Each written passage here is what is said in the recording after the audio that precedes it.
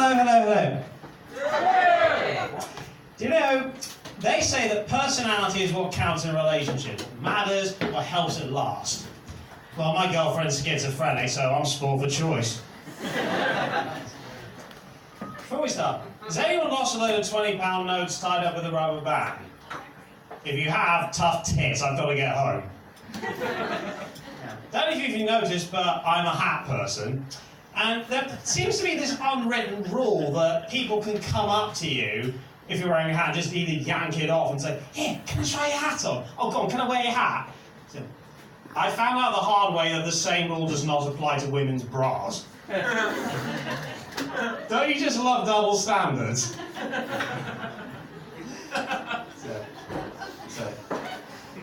Plymouth's a funny city, isn't it? I came, on my way here, there was a man on a bicycle trying to sell me drugs. He was peddling. I came here by train, and don't you just love the announcements they make at train stations? I just love the part when they tell you not to get on the train unless you don't plan on travelling. Well, thank you, Mr. Anonymous Voice. I mean, I was going to jump on this train to fucking Basingstoke just for the hell of it. Now that you've reminded me, I'm going to get on the train I actually paid a bloody ticket for. Get the announcement they should make. This is a platform announcement. Would all passengers please walk towards the platform and sit on the tracks? If you have resisted the urge to do this, congratulations, this has been a social experiment, and you passed. If you're still there, hang around a bit longer. We're trying to thin the herd, if you know what I mean. If you're looking for sort of me talks about my exes, well, I'm not the sort of person to do that. I'm not the type to kiss and tell. Largely because it's really hard to do both at the same time. And largely because I really don't have any exes. I've got plenty of whys, though.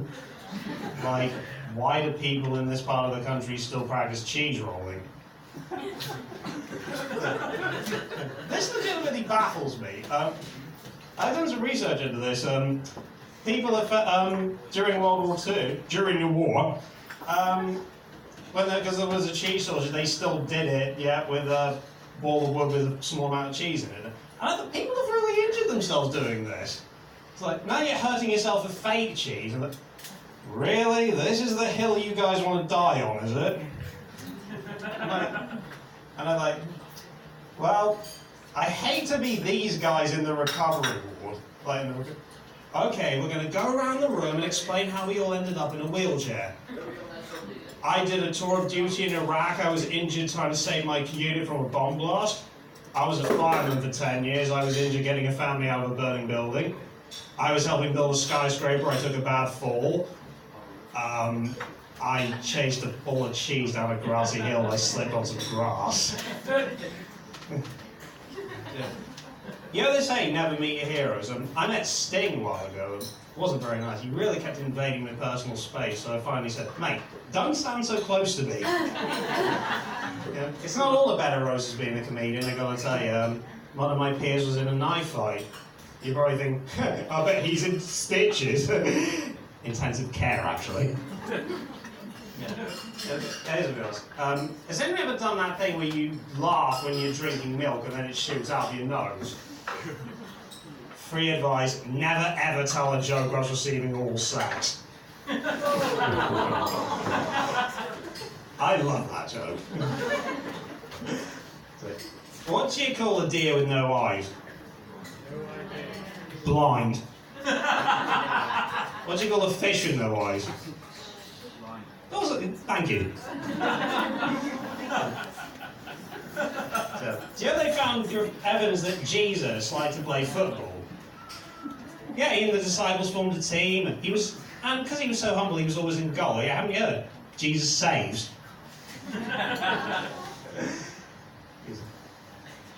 I like to confess something. I have Aspergers Syndrome. Half of you are thinking, wow, that's a fucking understatement. And the other probably think, what's that? Well, basically that means something. I see the world differently than most people. Although that could also mean I have really shitty eyesight. I remember there was one time I saw the whole world in black and white. Coincidentally, that's when I stopped wearing contact lenses. this takes my mind to weird places. Like, I wonder, if you set a bag of vomit on fire, is it a sick burn? It's like, oh, it takes me to embarrassing situations. Like I said to a man, give me some skin, and he did. How was I supposed to know he was a plastic surgeon? It's like, one of my things on my bucket list is buy one of those naughty boy on board bumper stickers and stick it on one of those vans the police use to transport sex offenders. Oh, good to know that police has a sense of humour. And then people get these sort of stereotypes about people with Asperger's, like, people often assume, oh, you must be like one of those lads off The Big Bang Theory, to which I have to quote Malcolm McDowell in the film Gangster No. 1. What you take me for? A cunt? There's all these stereotypes about people have this idea that white people, particularly white males, are shit at dancing. You know, white guy dancing. Like, oh yeah, white dudes are shit at dancing. Fred Astaire, Gene Kelly, Baryshnikov, Rudolf Nureyev. Have you seen the Moscow Ballet? Most of them are white dudes. Complete amateurs, am I right? Some stereotypes do exist because they're true. I once did a routine, I told a joke about how Jewish people complain a lot. I'm allowed because I am Jewish. And one in the audience was a rabbi, and he really got on my case afterwards about how I was perpetuating an ugly, ruinous myth about Jews. Really should have heard him moan. Yeah, I'm currently single at the moment. Jewish and autistic, that's a winning combination, isn't it? The reason I'm single, so the dating scene is just going to become too complicated for me, because if this isn't an indictment of today's modern, embittered, cynical times, you're not allowed to say you're a nice guy anymore. I mean, I thought I had this whole nice Jewish boy thing going for me. Now being nice is a point against you. I mean, you might as well just pack it in, wouldn't you? So, what's it going to be like in 10 years? Let's see, a decent human being, all-round good egg. Ugh. It's like, look, I keep hearing all these stories, like, what's the actual word? I keep hearing the phrase indecent assault. Surely that's a contradiction in terms, isn't it? Excuse me? I'm so sorry. I keep hearing all these lists of things you're not saying to women. Or things not to say to women, things not to say to a trans person, things not to say to a gay person, things not to say to somebody who's just given birth, things not to say to all this sort of thing. Well, first of all, how about saying us what we can or can't say to these people? Well, that's why I'm an introvert, so I just ignore them anyway. How about useful this? Like, 10 things not to say to a greased-up naked man who wants to shove a plant pot up your rectum. You may laugh, but that's helped me out on more than a few occasions.